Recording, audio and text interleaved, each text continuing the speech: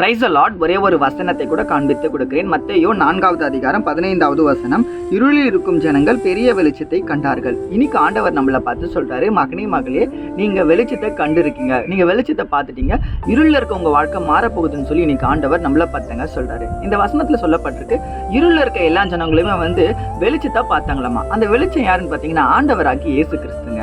ஆண்டவராகி இயேசு கிறிஸ்து சொந்த ரட்சகரை நம்ம ஏற்றுக்கொள்ளும் போது நம்ம வாழ்க்கை கூட இப்ப இருள் இருக்கு பார்த்தீங்களா, அது வெளிச்சத்துக்கு வருங்க. நம்மளும் பிரகாசிக்கிற பிள்ளையா வெளிச்சத்தின் பதில சந்தோஷமா வாழ்வோம்னு சொல்லி இன்னைக்கு ஆண்டவர் நம்மள பார்த்தாங்க சொல்றாரு.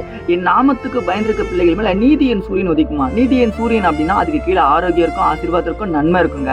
அப்ப ஏசப்பாவை ஏற்றுக்கொண்டு நீங்க வாழும்போது உங்க வாழ்க்கை இப்படி தங்க இருக்கும். நீங்க நோயில, வியாதியில, பிரச்சனையில, கடன் தொல்லையில, நீங்க என்ன காரியத்தில் நீங்க மாட்டிட்டு இருக்கீங்க, ஒருவேளை கல்யாணம் ஆகல, உங்களுக்கு குழந்தை பிறக்கல, நீங்க என்ன காரியம் எதிர்பார்த்தாலும் அதுல ஆண்டவர் உங்களுக்கு நன்மை செய்யணும்னு ஆசைப்பட்டீங்கன்னா, அப்போ உங்க பிரச்சனைகள் மாறணும் அப்படின்னா அதுக்கு ஒரே சொல்யூஷன் ஆண்டவராகி இயேசு கிறிஸ்து. அவர் நீங்க சொந்த ரட்சகரை ஏற்றுக்கொண்டு நீங்க வாழ்ற பிள்ளையா மாறும்போது கண்டிப்பா உங்க இருளான பாவமான காரியங்கள் உங்களை விட்டு போக நான் விசுவாசிக்கிறேன். நீங்க விசுவாசிக்கிறீங்கன்னா ஆமீன் போட்டுக்கோங்க. வசனங்களுக்கு ஃபாலோ பண்ணிக்கோங்க. God bless you. ஆமீன்.